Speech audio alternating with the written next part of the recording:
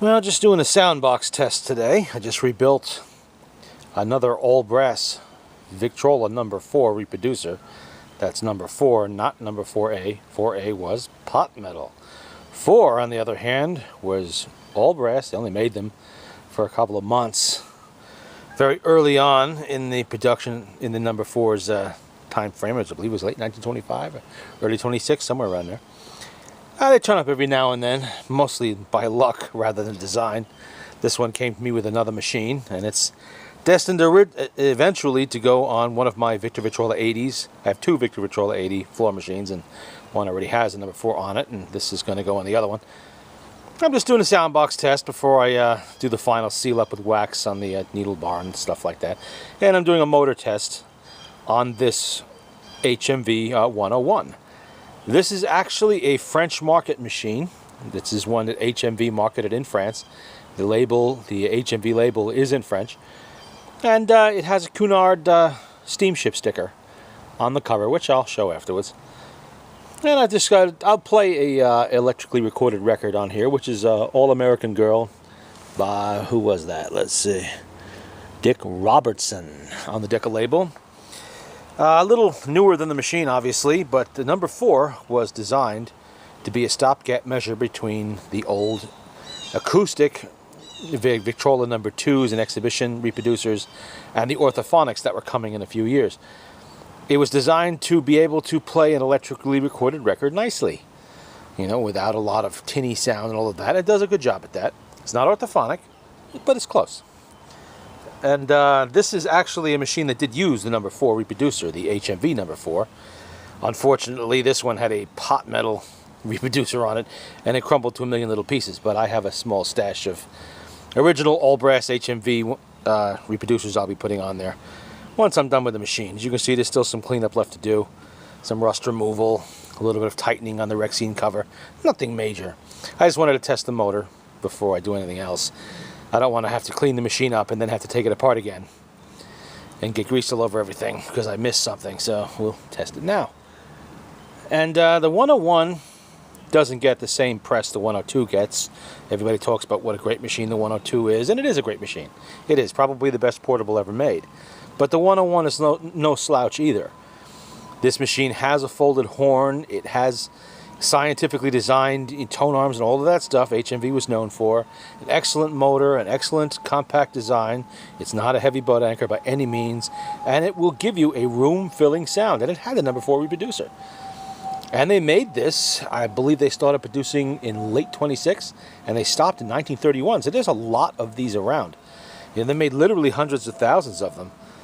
Now the HMV 102 was around until 1958, but these didn't exactly disappear.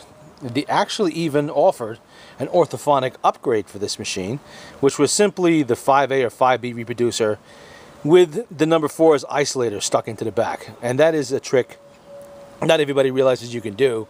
You can take the isolator gasket, that's this gasket right here, and you can slip that into any orthophonic Victor or HMV reproducer, and you can fit it then on any Victor machine. I mean, there's some machines that really won't be able to take advantage of it, like, you know, the older acoustic models from the teens and early 20s. But a machine like this is easily capable of taking advantage of an orthophonic style reproducer.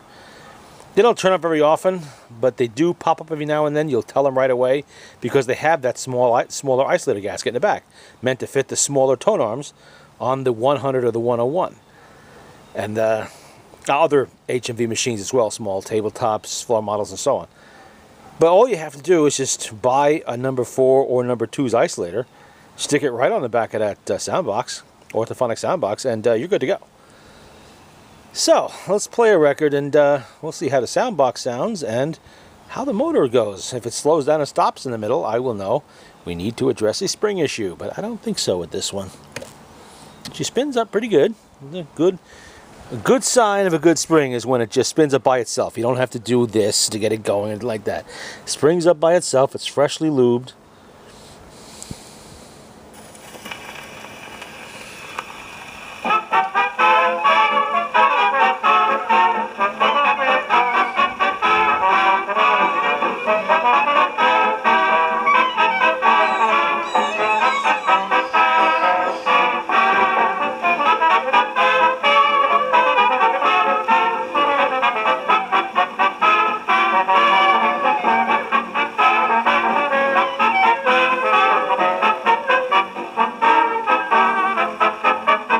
got a halfback at Pennsylvania.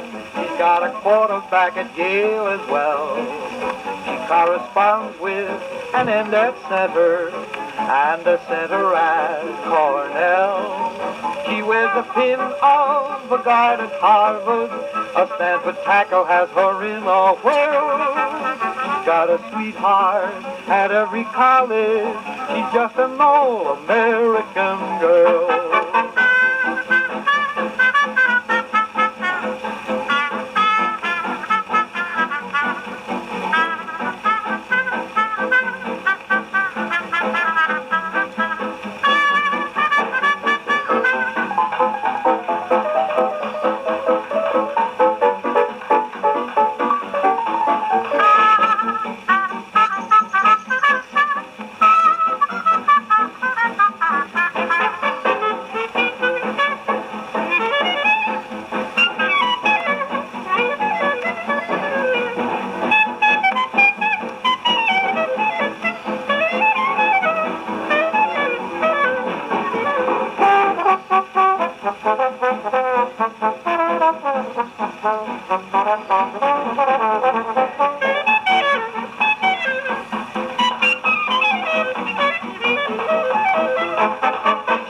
Halfback at California. She loves the quarterback at Notre Dame. She threw a tackle at Alabama, and the Fordham got her flame. She goes to proms with an Army fullback. A Navy center has her in a whirl. She's got a sweetheart at every college. She's just an all-American girl.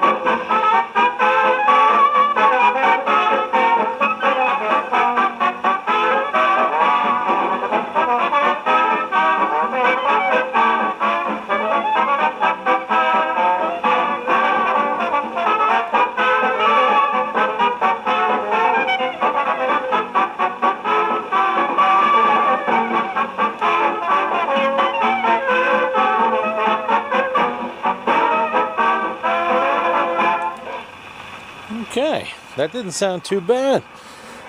Obviously there's no auto brake on this model. The 101 did get the auto brake later on. This is an early 101, so it doesn't have it. You can see I haven't adjusted the brake yet there either, the regular brake.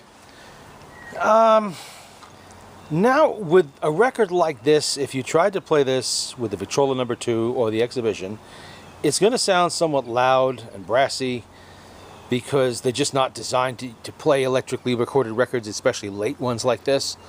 But with this machine, it's playable. It doesn't sound that bad. It's obviously an acoustic record would sound slightly better, but the electrically recorded record, it actually plays very well. It doesn't sound bad at all, and I'm pleased with the progress.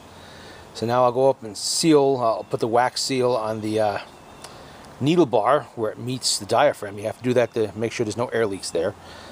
And I usually wait until I've tested them before I do that, in case I have to take it apart again and remove. So sometimes you'll get a bad diaphragm, or you'll be using an original diaphragm and it'll be bad, and then you have to go and pull it apart and start from scratch. So it's always good to test them before you do anything final, because it's a pain in the neck to remove that wax once you get it on there. And that's pretty much about it. Oh, I'll give you a close-up of that French marking on there. There you can see it. These were made for the French market, and they are not at all common on the U.S. market. I mean, HMVs as a whole were not imported to the U.S. market, not from England or France. How they came home here is very straightforward, actually. Whoops. It would help, probably, if I put the reproducer back. There we go. I'll show you in just a second the remains of that steamship sticker. And this was brought home by a tourist, probably sometime in the late 1920s or early 30s, who picked this up on a tour of France and brought it home. Obviously had it for many years, and it shows signs of use. You can see here the cover's coming up a little bit. I'll have to seal that up with some glue. A few little spots here and there, a little bit of rust on there. Needs a new handle. All of that will be taken care of. But there you go. A successful motor test. I did not detect any slowing down. You can see it still wants to run. Watch. There you go. Look at that. It's already played a record, but it'll probably go ahead and play too. I'm not going to do that now, but still has plenty of power. Always good to see, because these are not the biggest springs in these motors. So sometimes you'll get one that just doesn't have the oomph anymore to spin it over, and I generally have to import these springs all the way from either the UK or a contact in Holland, or rather the Netherlands. So it's always good when an original spring functions like it's supposed to. And that's it for now.